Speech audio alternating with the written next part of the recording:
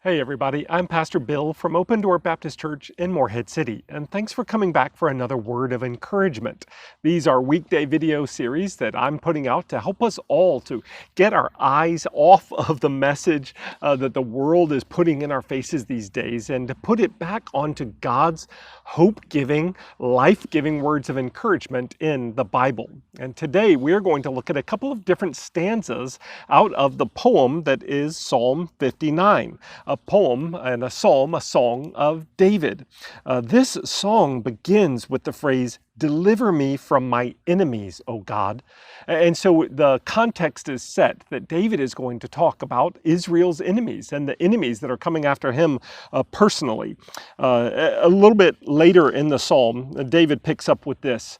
But you, O Lord, laugh at them. You hold all the nations in derision. O my strength, I will watch for you. For you, O God, are my fortress. My God in his steadfast love will meet me. God will let me look in triumph over my enemies. And then the final stanza of the poem reads like this. But I will sing of your strength. I will sing aloud of your steadfast love in the morning, for you have been to me a fortress and a refuge in the day of my distress. O my strength, I will sing praises to you, for you, O God, are my fortress, the God who shows me steadfast love.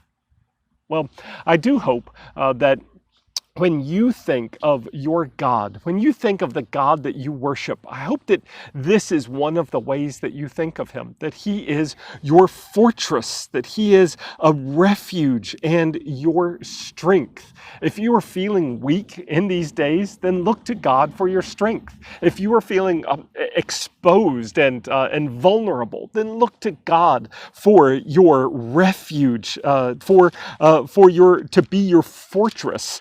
And the one thing that is repeated over and over throughout this psalm as David thinks about the danger of his enemies and he calls out to God for protection, the one thing that he goes back to over and over again is this: God's steadfast love. The way that he says here, my God in his steadfast love will meet me. Oh, I hope that that is an encouragement to you today, that God's steadfast love will come and meet you where you are.